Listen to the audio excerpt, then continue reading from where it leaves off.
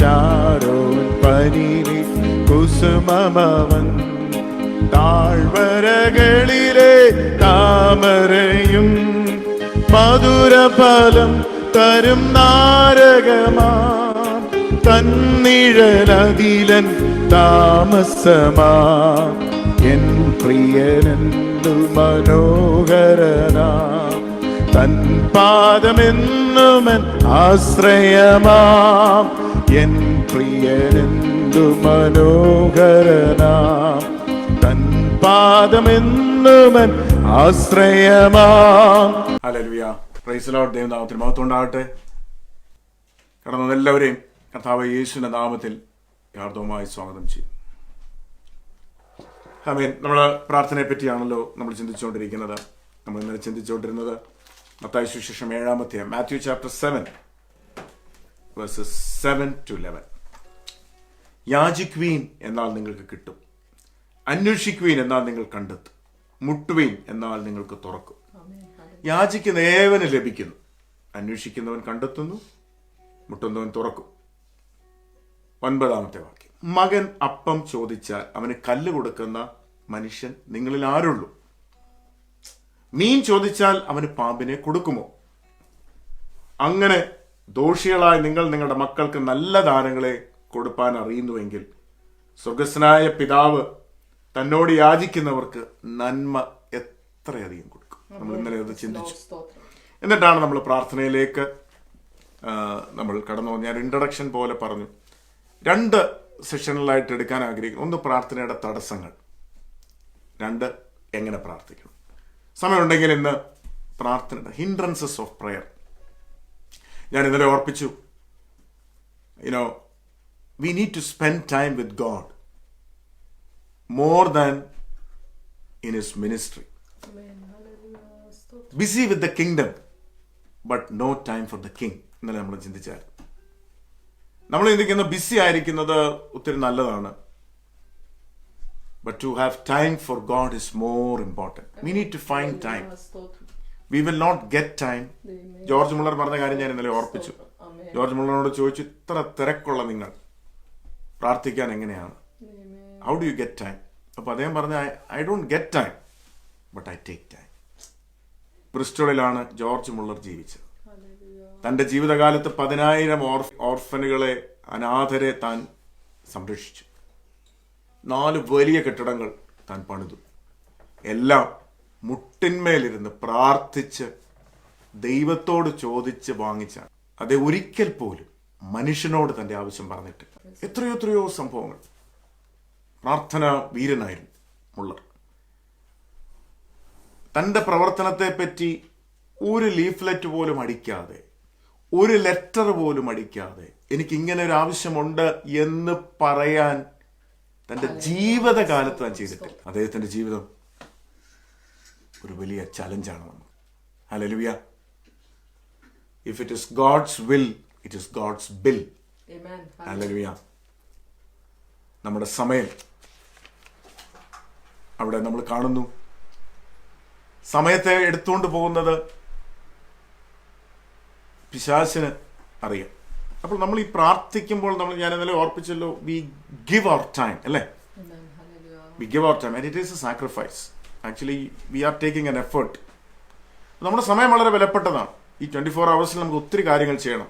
അപ്പോൾ ഈ സമയം നമ്മുടെ രക്ഷകനും നമ്മുടെ വീണ്ടെടുപ്പുകാരനുമായ യേശു കർത്താവുമായിട്ടുള്ള സമയം ചെലവഴിക്കാതിരിക്കുവാൻ നമ്മളെ സാത്താൻ ഒത്തിരി അങ്ങ് ബിസിയാക്കും. ബിസി BUSY, അതിനൊരാളൊരു ഫുൾ ഫോം പറഞ്ഞിട്ടുണ്ട്. BUSY, being under Satan's yoke. അതാണ് കറക്റ്റായിട്ട് ഇന്ന് ലോകത്തിൽ സംഭവിച്ചിരിക്കുന്നത്. God wants us to pray. God is calling us to pray. ഞാൻ ദേശത്തെ നശിപ്പിക്കാതെ വണ്ണം അതിന് ഇടിവിൽ നിൽക്കുവാൻ ഞാൻ ഒരു പുരുഷനെ അന്വേഷിച്ചു. ഒരു വലിയ ദേശം ഒരു സൈഡിൽ, ദൈവം ഒരു സൈഡിൽ നിൽക്കുന്നു. ദൈവം നീതിമാനായ ദൈവമാണ്. ദേശത്തിന്റെ പാപം കണ്ട് ദൈവം പല പ്രാവശ്യം ദൈവത്തിന്റെ ദാസന്മാരെ അയച്ചു. അവർ കേട്ടില്ല. എന്നിട്ട് ലാസ്റ്റിൽ ദൈവം സഹി കെട്ടിട്ട് അവരെ ശിക്ഷിക്കാൻ തീരുമാനിച്ചു.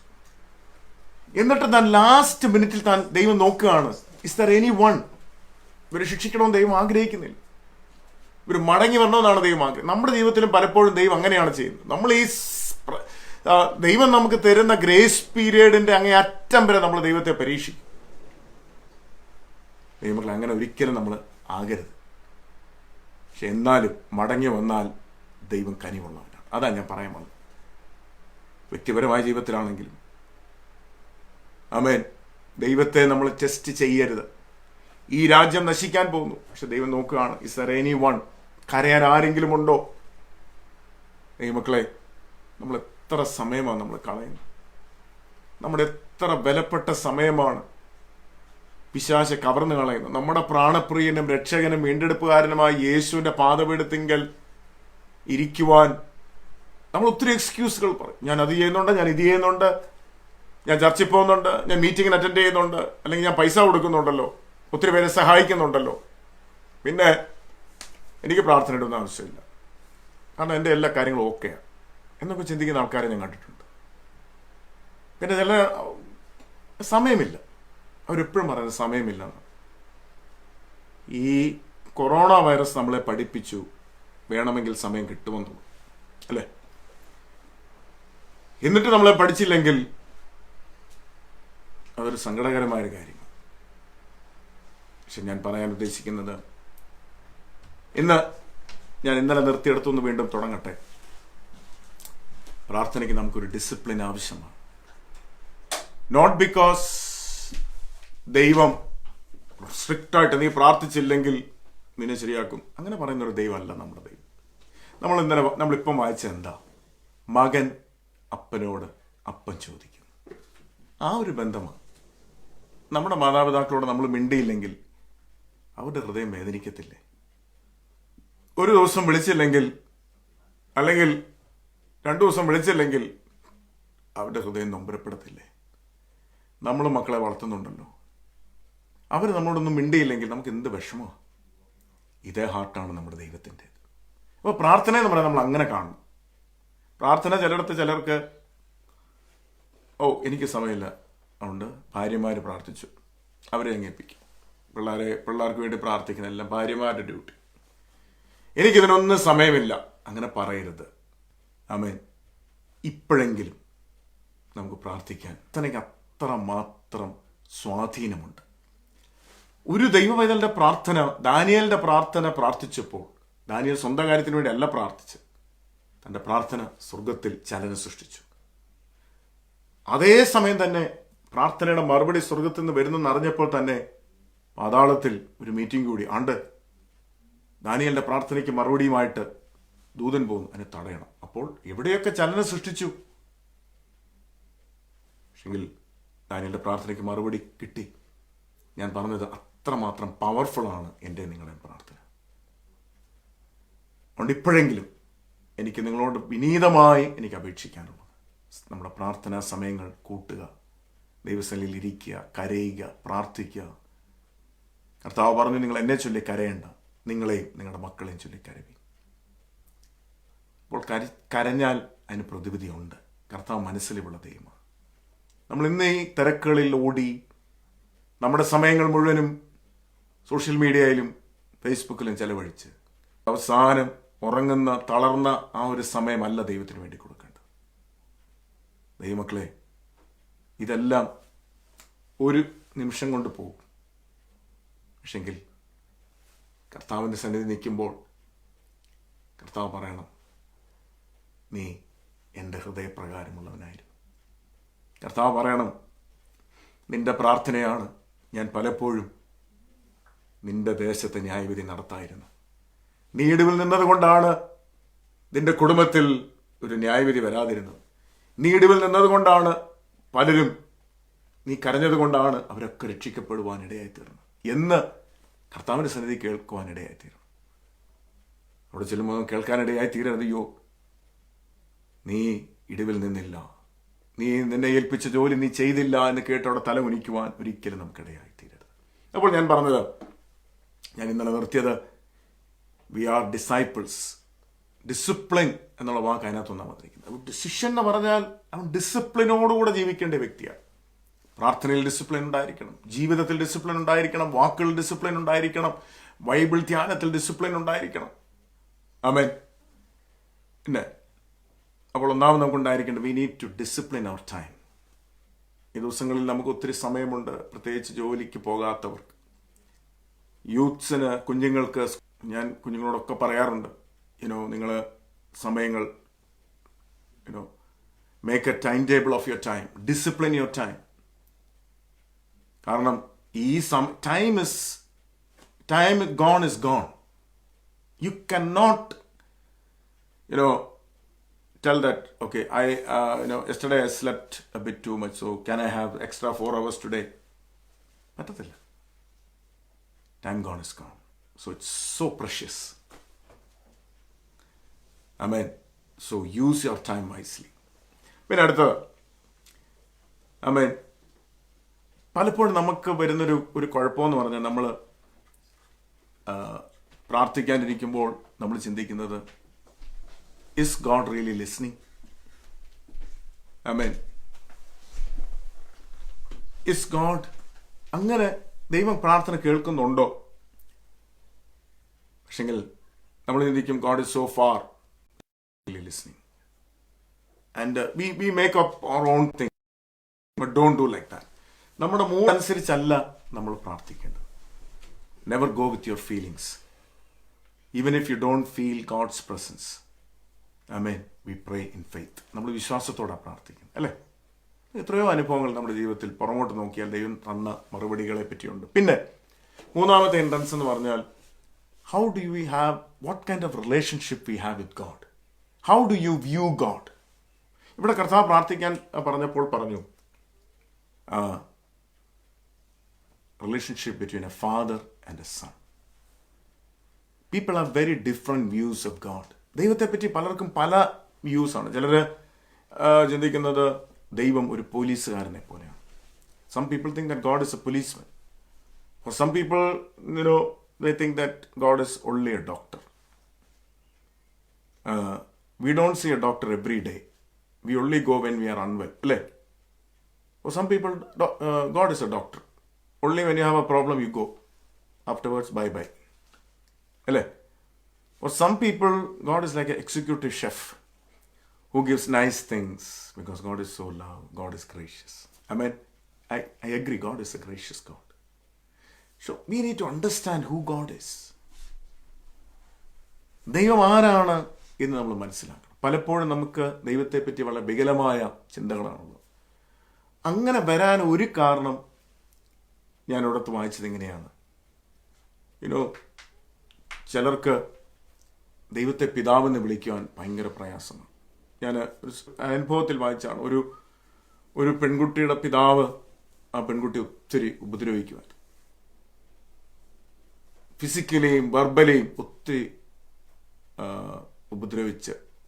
അപ്പോൾ ഈ പെൺകുട്ടി യേശുവിനെ അറിഞ്ഞു, ദൈവത്തെ പിതാവെന്ന് വിളിക്കാനായിട്ട് പറഞ്ഞു. അപ്പം അവർ ഫാദർ എന്ന് പ്രാർത്ഥിക്കാൻ പറഞ്ഞപ്പോൾ ഇവർക്ക് എന്ത് ചെയ്ത ഫാദർ എന്നുള്ള വാക്ക് വരത്തില്ല. കാരണം ഇവൾ ഓർക്കുന്നത് ഇവളുടെ പിതാവിനെ പറ്റി. ആ ദൈവദാസന് ഒത്തിരി സമയം എടുക്കേണ്ടി വന്നു. ബൈബിളിൽ നിന്ന് വാക്യങ്ങൾ എടുത്ത് പറഞ്ഞു, നിന്റെ ഭൂമിയിലുള്ള പിതാവിനെ പോലല്ല സ്വർഗത്തിലെ പിതാവ്. അപ്പോൾ പലർക്കും ദൈവത്തെപ്പറ്റി വികലമായ ഒരു ചിന്ത ഉണ്ടാകാൻ ഒരു കാരണം അവരുടെ ഭൂമിയിലെ പിതാവ് എങ്ങനെയായിരിക്കുന്നു അതുപോലാണ് ദൈവം എന്ന് ചിന്തിക്കുന്നത്. കാരണം ഈ പിതാവ് എന്നുള്ള വാക്കോടെ വരുന്നുണ്ടല്ലോ. So we quickly put God into a frame saying that, oh, God is like my earthly father. My earthly father was very angry. My earthly father was very abusive. My earthly father was absent. He was working in a faraway country. So people make their own images of God like that. But അങ്ങനെയല്ല. God is a merciful God. Romans 8:32 പറയുന്നു, റോമാലേഖനം 8:32 പറയുന്നു. മനോഹരമായൊരു വാക്യമാണ്. ഞാൻ just അതൊന്ന് വായിക്കട്ടെ. Romans 8:32.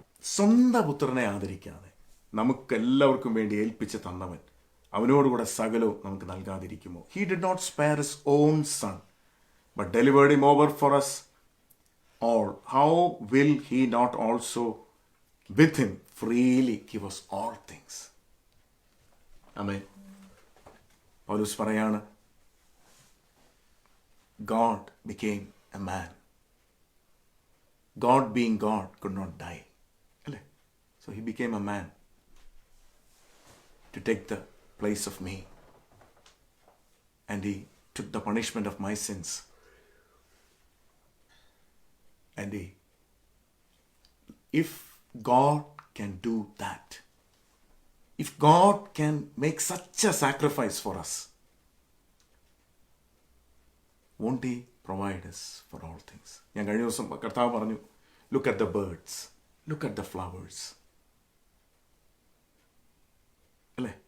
If God can make that or provide for them, how much more will God care for you? അല്ലേ? അപ്പം കർത്താവ് പറയുന്ന പ്രാർത്ഥനയെ പറ്റി പറയുന്ന ഉപമകളുണ്ട്. ലൂക്കോസിന്റെ സുവിശേഷം 11-ാം അധ്യായം 18-ാം അധ്യായത്തിൽ കർത്താവ് പറയുന്നുണ്ട്, മടുത്തു പോകാതെ എപ്പോഴും പ്രാർത്ഥിക്കണമെന്ന് പറയും. And he shares a parable about an unrighteous judge. അനീതിയുള്ള ന്യായാധിപന്റെ അടുത്ത് നീതിക്ക് വേണ്ടി പോകുന്ന ഒരു വിധവയുടെ ഉപമ അവിടെ പറഞ്ഞിട്ടുണ്ട്. അപ്പോൾ അനീതിയുള്ള ഇവളിങ്ങനെ എല്ലാ ദിവസവും ശല്യപ്പെടുത്തി ഒടുവിൽ തലേ കൈവച്ച് പറഞ്ഞു, അവൾക്ക് കൊടുത്തേരാ, കാര്യങ്ങൾ നടത്തി കൊടുക്കുക എന്ന് പറയുന്ന അനീതിയുള്ള ന്യായാധിപൻ. അനീതിയുള്ള ന്യായാധിപൻ സഹികെട്ട് കാര്യം സാധിപ്പിക്കുന്നു. പക്ഷെങ്കിൽ അനീതി ഒട്ടുമില്ലാത്ത നമ്മുടെ ദൈവം, നമ്മുടെ പിതാവ്, നമുക്ക് വേണ്ടി തൻ്റെ ഓമനകുമാരനെ ഏൽപ്പിച്ചു തന്ന ദൈവം അതുപോലെ അല്ല എന്ന് പറയാനാണ്. രണ്ട് എക്സ്ട്രീംസ് ആണ് കർത്താവ് ആ ഉപമയിൽ നമ്മളോട് പഠിപ്പിക്കുന്നത്. He's our father. മകൻ അപ്പം ചോദിച്ചാൽ അവന് കല്ല് കൊടുക്കുമോ? അപ്പോൾ മൂന്നാമത്തെ കാര്യം, we need to have an understanding of who God is. And we need to have a relationship with that Heavenly Father.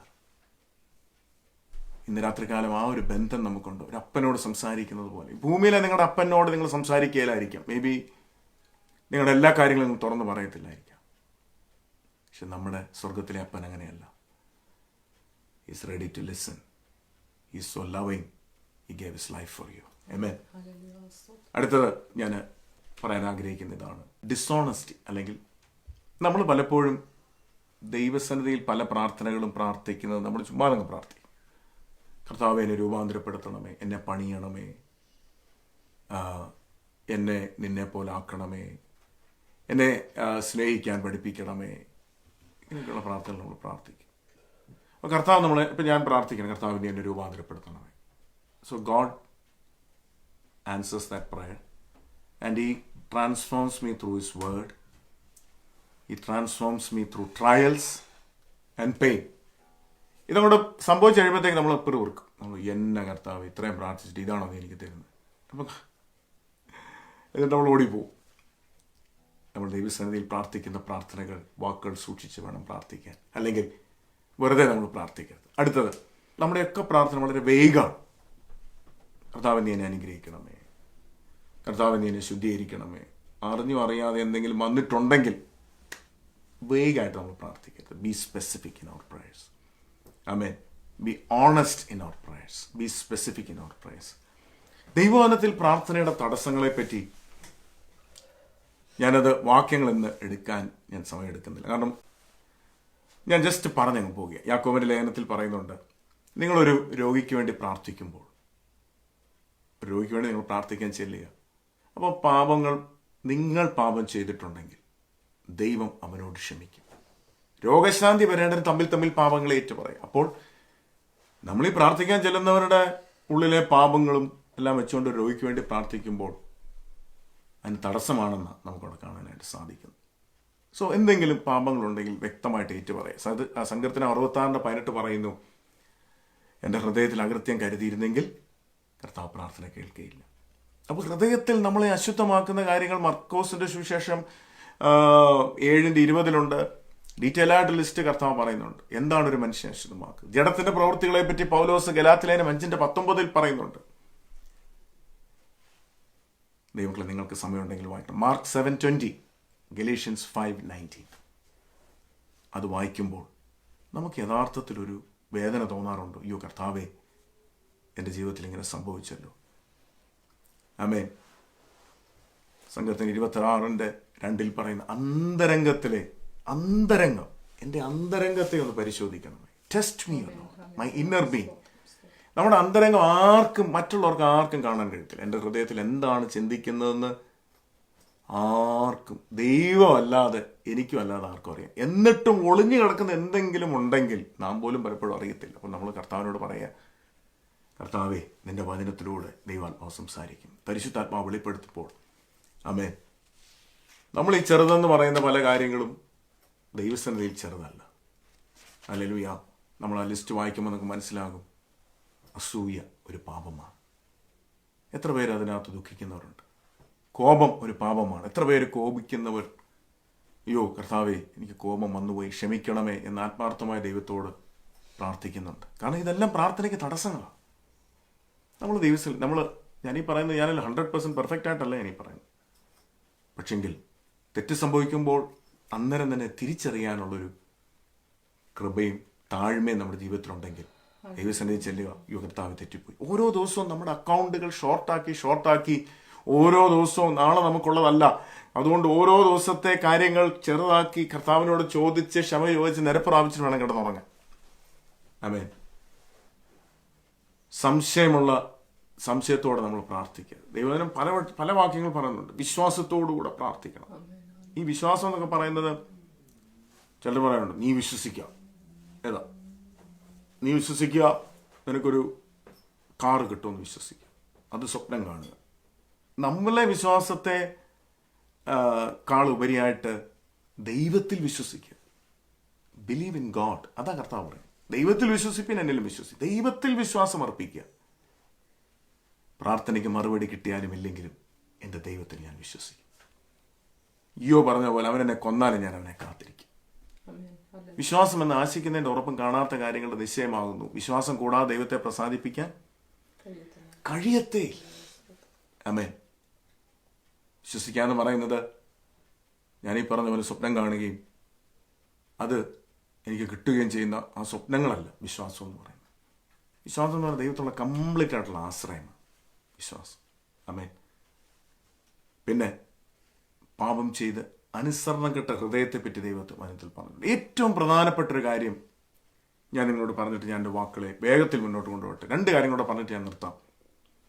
കർത്താവ് പ്രാർത്ഥന പഠിപ്പിച്ചപ്പോൾ കർത്താവ് പറഞ്ഞു, നമുക്കറിയാം, നമ്മളത് പഠിച്ചതാണ്, ഞങ്ങളുടെ കടങ്ങളെ ഞങ്ങളുടെ കടക്കാരോട് ഞങ്ങൾ ക്ഷമിച്ചിരിക്കുന്നത് പോലെ ഞങ്ങളുടെ കടങ്ങളെ ഞങ്ങളോട് ക്ഷമിക്കണം. കർത്താവിനോട് നമ്മൾ പേപ്പറിലും കൊണ്ട് എഴുതി കൊടുക്കുക, കർത്താവേ ഞാൻ ക്ഷമിച്ചിട്ടില്ല, അതുകൊണ്ട് നീ എന്നോട് ക്ഷമിക്കരുത് എന്നാണ് നമ്മൾ പറയുന്നത്. ക്ഷമിച്ചിട്ടില്ല എങ്കിൽ ക്ഷമിച്ചവർക്ക് ധൈര്യമായിട്ട് പറയാം, കർത്താവ് ഞാൻ ക്ഷമിച്ചിരിക്കും. ആമേൻ. ദൈവം നമ്മളോട് എങ്ങനെയാണ് ക്ഷമിച്ചത്? ഇച്ചിരി ബുദ്ധിമുട്ടുള്ള കാര്യമാണ്. പക്ഷെ നമ്മൾ കർത്താവിനോട് ചോദിക്കണം, അതിൻ്റെ കൃപയ്ക്ക് വേണ്ടി ചോദിക്കും, കർത്താവ് ക്ഷമിക്കാനുള്ള കൃപ നീ തരണമേ. കാരണം കർത്താവ് അവിടെ പറയുന്നത്, നമ്മളത് ചിന്തിച്ചതാണ്, കർത്താവ് ഒരു ഉപമയിൽ പറയുന്നുണ്ടല്ലോ, വലിയ കടമുണ്ടായിരുന്നൊരു മനുഷ്യൻ്റെ കടം മൊത്തം ഒരു രാജാവ് അടച്ചു കൊടുത്തു. എന്നാൽ ഈ മനുഷ്യന് തൻ്റെ കൂട്ടുകാരനുമായിട്ടൊരു ചെറിയൊരു കടമുണ്ട്. ചെറിയ കടം എന്ന് വെച്ചാൽ വളരെ തുച്ഛമായ കടം. അവനെ കണ്ടപ്പോൾ ചാടി കഴുത്തിന് കയറി പിടിച്ചു. ഇത് രാജാവാണ്. രാജാവ് അവനോട് എന്ത് ചെയ്തു? ഇവന് ക്ഷമിച്ചു കൊടുത്ത ക്ഷമ തിരിച്ച് അക്കൗണ്ടിൽ ഇടിപ്പിച്ചു. എന്ന് വെച്ചാൽ ക്ഷമ റദ്ദാക്കി, അവൻ്റെ ക്ഷമ ക്യാൻസൽ ചെയ്തിട്ട് അവനെ തിരിച്ചു വിളിച്ച് അവനെ ശിക്ഷിച്ചു. അതുകൊണ്ടാണ് വളരെ ഇമ്പോർട്ടൻ്റ് ആണ് ഈ കാര്യം. ആമേൻ. പിന്നെ നമ്മൾ പ്രാർത്ഥിക്കേണ്ടത് ദൈവഹിതപ്രകാരം പ്രാർത്ഥിക്കുക. കർത്താവിന് വചനം പറയുന്നത്, അവൻ്റെ ഹിതപ്രകാരം നാം എന്തപേക്ഷിച്ചാലും കർത്താവ് നമുക്ക് വേണ്ടി തരും. നമ്മുടെ ദൈവഹിതവും നമ്മുടെ ഹിതവുമായിട്ടൊന്ന് ഒന്നിക്കണം.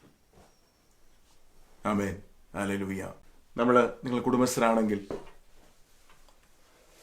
ദൈവവചനം വളരെ വ്യക്തമായിട്ട് പറയുന്നുണ്ട്. ആ വാക്യം ഞാനൊന്ന് വായിക്കട്ടെ. 1 പത്രോസ് 3:7. അങ്ങനെ തന്നെ ഭർത്താക്കന്മാരെ, നിങ്ങളുടെ പ്രാർത്ഥനയ്ക്ക് മുടക്കം വരാതിരിക്കേണ്ടതിന് വിവേകത്തോട് ഭാര്യമാരോടുകൂടെ വസിച്ച് സ്ത്രീജനം ബലഹീന പാത്രമെന്ന് അവർ ജീവന്റെ കൃപയ്ക്ക് കൂട്ടവകാശികളുമെന്നോർത്ത് അവർക്ക് ബഹുമാനം കൊടുപ്പി. Amen. Your prayers will not be hindered. നിങ്ങളുടെ കുടുംബജീവിതത്തിൽ ബഹുമാനം കൊടുത്തില്ല എങ്കിൽ പ്രാർത്ഥനയ്ക്ക് അതൊരു തടസ്സമാണെന്ന് ബൈബിൾ പറയും. ഹല്ലേലൂയ. അതുകൊണ്ട് you cannot pray if you don't have a clear relationship. ആ സമാധാനം കുടുംബത്തിലില്ല എങ്കിൽ തടസ്സമാവുമെന്ന് ബൈബിൾ പറയും. സങ്കീർത്തനം 37:4 പറയുന്നു, യഹോവയിൽ തന്നെ രസിച്ചു കൊള്ളുക. യഹോവയിൽ തന്നെ രസിച്ചു കൊള്ളുമ്പോഴാണ് നിന്റെ ഹൃദയത്തിലെ ആഗ്രഹമൊക്കെയും അവൻ സാധിക്കും. നമുക്ക് ഈ ഹൃദയത്തിലെ ആഗ്രഹമൊക്കെ സാധിപ്പിക്കുന്നത് കേൾക്കുന്ന നല്ല സന്തോഷമാണ്. ഓ, ഹൃദയത്തിലെ എല്ലാ ആഗ്രഹങ്ങളും ദൈവം സാധിപ്പിക്കും അല്ലേ? പക്ഷെ നമ്മുടെ രസം എന്തിലായിരിക്കണം? യഹോവയിലായിരിക്കണം. യഹോവയിൽ രസിക്കുമ്പോൾ, when you delight in the Lord, Lord's delights will be our delight അല്ലേ? ദൈവത്തിൻ്റെ സന്തോഷം നമ്മുടെ സന്തോഷമായി തീരും. പിന്നെ നമ്മൾ ആഗ്രഹിക്കുന്ന എല്ലാം ദൈവിക കാര്യങ്ങളെപ്പറ്റി ആഗ്രഹിക്കത്തുള്ളൂ. ദൈവത്തിൻ്റെ ഹൃദയത്തെപ്പറ്റി നമ്മൾ ആഗ്രഹിക്കത്തുള്ളൂ. ദൈവത്തിൻ്റെ ഹാർട്ട് എന്ന് പറയുന്നത് ഒരു മിഷണറി ഹാർട്ടാണ്. ഒരാൾ പോലും നഷ്ടപ്പെടാൻ ദൈവം ആഗ്രഹിക്കുന്നില്ല. അപ്പോൾ യഹോവയിൽ നമ്മൾ രസിക്കുമ്പോൾ, യഹോവയിൽ സന്തോഷിക്കുമ്പോൾ ദൈവം നമ്മളോട് പറയും, മോനെ, നിന്നെ ഞാൻ ഈ ലോകത്തിലേക്ക് ആക്കിയിരിക്കുന്നത് കുറച്ച് തിന്നും കുടിച്ചും സുഖമായിട്ട് ജീവിക്കാൻ വേണ്ടി മാത്രമല്ല. നിന്നെ ഒരു ഉദ്ദേശത്തോടു കൂടിയാണ് ഞാൻ ഈ ലോകത്തിലേക്ക് അയച്ചത്. ലോകത്തിൽ നിന്നെ ജനിപ്പിച്ചിരിക്കുന്നത്. നിനക്ക് ജോലി തന്നതും വീട് തന്നതും ചോദിച്ചെല്ലാം തന്നതെല്ലാം നിന്നെ എൻ്റെ ഒരു ദൗത്യത്തിന് വേണ്ടി ഞാൻ ആക്കി. എന്താ? ആത്മാക്കളെ നേടാൻ, ജീവിതങ്ങളെ യേശുവിൻ്റെ മുമ്പിലേക്ക് കൊണ്ടുവരാൻ വേണ്ടിയാണ്. മറ്റതെല്ലാം ദൈവം നമുക്ക് തന്നിരിക്കുന്ന ബോണസുകളാണ്. ഒരു മെയിൻ ദൗത്യം ഇതാ. അപ്പോൾ ദൈവത്തിൻ്റെ ഇഷ്ടം നമ്മുടെ ഇഷ്ടങ്ങളായി മാറും. ഹല്ലേലൂയ. ഒടുവിലായിട്ട് പ്രാർത്ഥന എങ്ങനെയാണ് തടയപ്പെടുന്നത്? പ്രാർത്ഥന തടയുന്നത് ദേശത്തിൻ്റെ അന്ധകാരങ്ങൾ പ്രാർത്ഥനയെ തടയും. നമുക്ക് ദാനിയേലിൻ്റെ ആ പ്രവചനത്തിൽ വായിക്കുമ്പോൾ നമുക്കറിയാം. പക്ഷേ പേഴ്സണൽ പ്രയർ അല്ലെങ്കിൽ വ്യക്തിപരമായി എനിക്ക് കാറ് തരണേ, എനിക്ക് വീട് തരണേ, ഇത് കിട്ടാതിരിക്കുമ്പം നമ്മൾ പറയരുത് പിശാച് തടഞ്ഞാണ്. പിശാച് ചൂടെ തരും. അതല്ല അവിടെ ദാനിയേലിൻ്റെ പ്രാർത്ഥന തടഞ്ഞത്. ദാനിയേലിൻ്റെ പ്രാർത്ഥന എന്ന് പറയുന്നത് കെട്ടപ്പെട്ട് കിടക്കുന്ന ജനം, ബാബിലോണിൽ അടിമകളായിരിക്കുന്ന ജനം തിരിച്ച് സ്വതന്ത്രമായി പോകണം. ഇതായിരുന്നു ദാനിയേലിൻ്റെ പ്രാർത്ഥന. ഇതിനെയാണ് പിശാച് തടഞ്ഞത്. അപ്പോൾ ആമേൻ, ഹല്ലേലൂയ. അത് ഈ മുകളിൽ പറഞ്ഞിരിക്കുന്ന കാര്യങ്ങൾ എല്ലാം നമ്മൾ ഡീൽ ചെയ്ത് നമ്മുടെ അകത്തുള്ള കാര്യങ്ങളെല്ലാം ഡീൽ ചെയ്ത് വരുമ്പോൾ, ആമേൻ, ഹല്ലേലൂയ, പിതാവിൻ്റെ ഇഷ്ടം നമ്മുടെ ഇഷ്ടമായി തീരുമ്പോൾ, ചിലപ്പോൾ ആമേൻ, സത്യമറിഞ്ഞ് വിശ്വാസത്തിലേക്ക് കർത്താവിനെ രുചിച്ചറിഞ്ഞ് പ്രിയപ്പെട്ടവരെ, നിങ്ങളുടെ ഭവനത്തിൽ നിന്നൊക്കെ ആൾക്കാർക്ക് നിങ്ങൾ പ്രാർത്ഥിക്കുമ്പോൾ തടസ്സങ്ങൾ പിശാചുണ്ടാക്കും. പക്ഷെ അതിനെതിരെ സർവായുധവർഗം കർത്താവ് നമുക്ക് തന്നിട്ടുണ്ട്. അത് ധരിക്കാം. അത് ധരിച്ച് നമുക്ക് പ്രാർത്ഥനയിൽ വീണ്ടും മുന്നേറാം. ഈ വചനങ്ങളാൽ കർത്താവ് നമ്മളെ അനുഗ്രഹിക്കട്ടെ.